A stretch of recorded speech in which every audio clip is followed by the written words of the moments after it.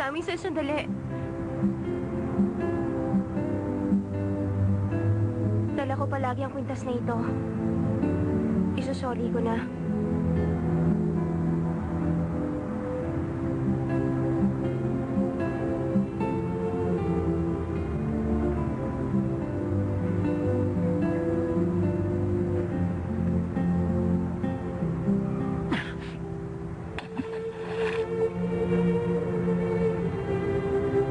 Gusto kita.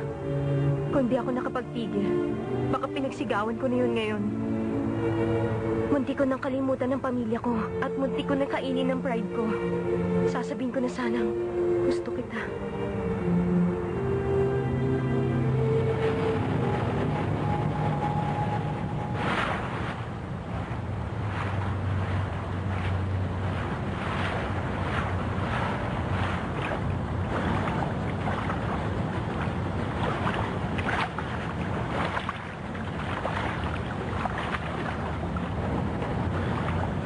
Sanchay, anong ginagawa mo dyan?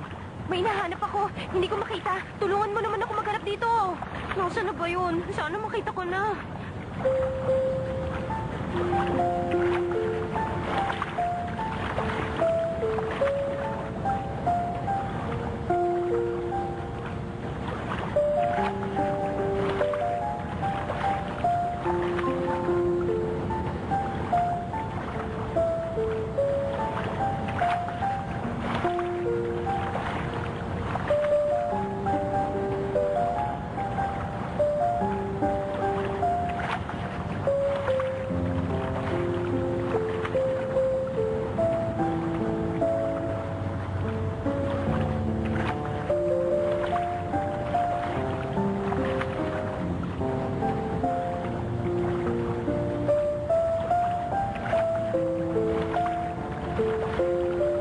Nakita ko na.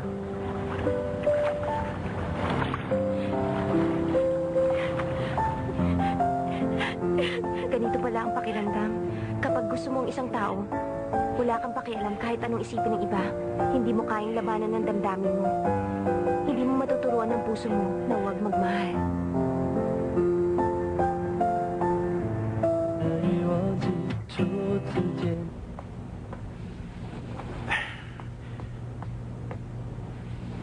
Murder ka na eh?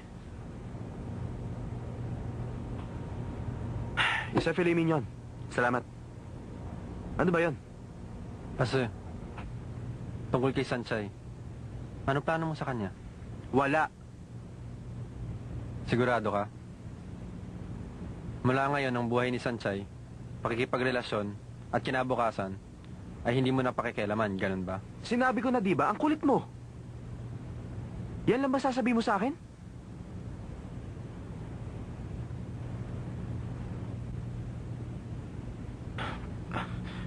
Lay, hindi ka pa kailamero dati.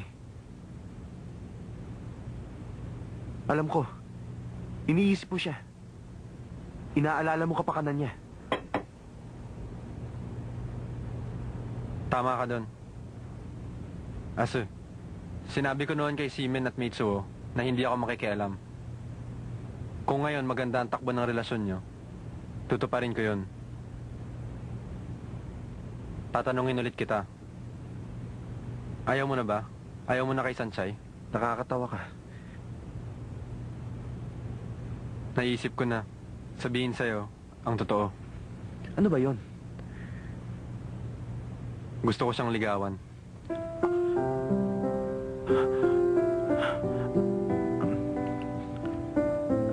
Sige. Total naman, wala akong pakialam sa kanya. Tatapatin na kita, Ase. Higit pa sa kaibigan ang nararamdaman ko sa kanya. Pero noon, handa akong magbigay para sa'yo. Gusto kong lumigaya ka. Ngayon ko lang naisip, tama kaya ang ginawa kong pagbibigay. Kung talagang desidido kang iwan siya, pabayaan mo na kami. Dahil noon, hinahangad ko rin ang kaligayahan niyo.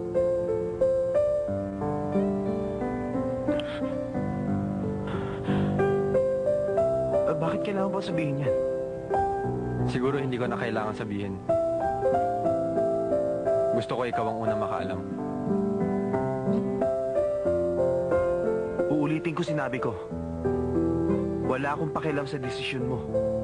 At gusto mo matuwa ako? Ano nakakatuwa dun?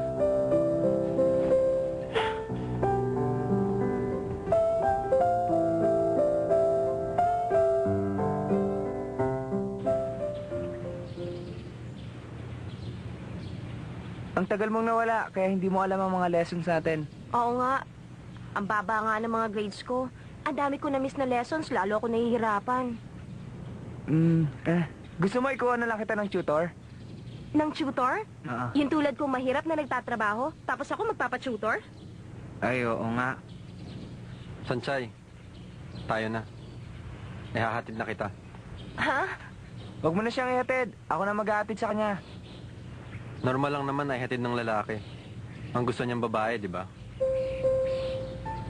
Bakit ganyan ka magsalita ngayon, ha? Lay, tahimik ka lang naman dati ah. Bakit ngayon nakikipagbiruan ka na? Marami ka na-miss, kaya nag-request ako sa mga professors ng notes. Tayo na.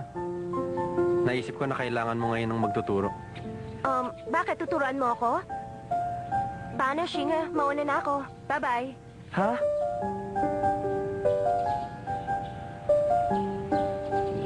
Nakakainis naman si Watsilay. Tuwing tutulungan ko sa Sanchay, lagi siyang nakikialam. Bakit ganun? Nawala na nga si Daming Fish, siya naman ang pumalit.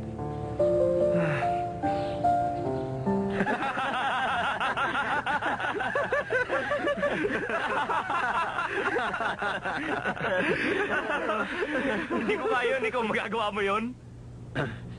Kaya niya yun.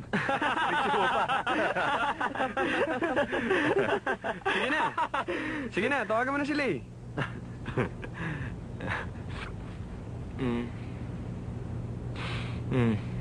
Ayaw sagutin. I-text mo na lang. Huwag mo na i-text.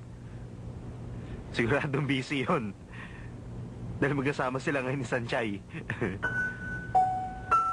Ha?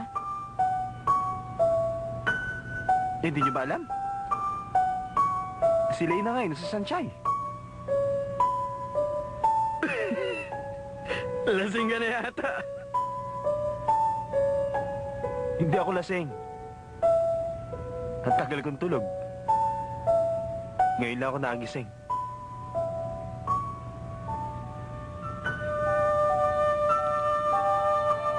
Ano ba to? Ganun talaga. Ano sabi sa'yo ni Lay? Sabi ni Lay, kung talagang ayaw ko na raw kay Sanchay, pabayaan ko na lang sila.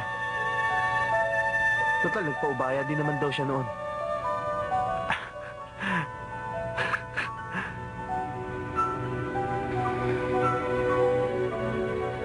Anong balak mo ngayon? Wala akong balak. Wala na akong pakialam kay Sanchay. Talaga?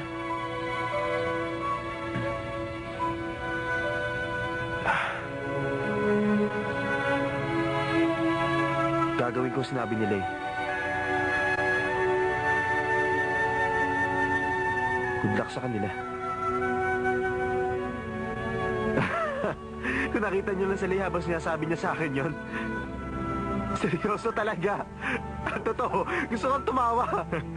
Bakit ba masyado siyang seryoso doon?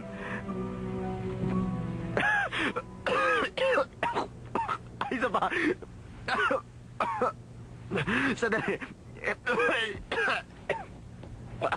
Iubo lang ako.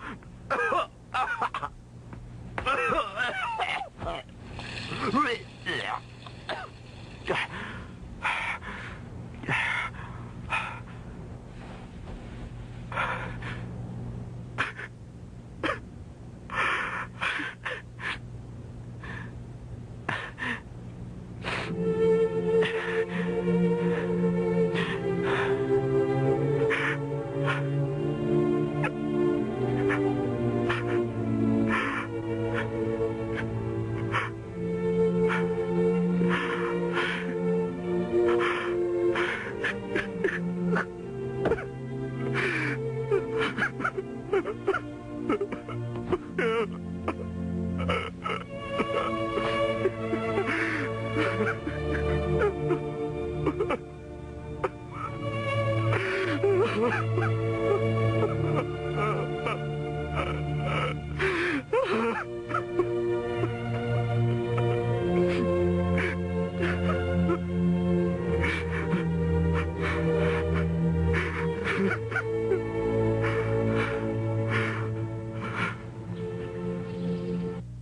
ngayon nagkakaganyan ka?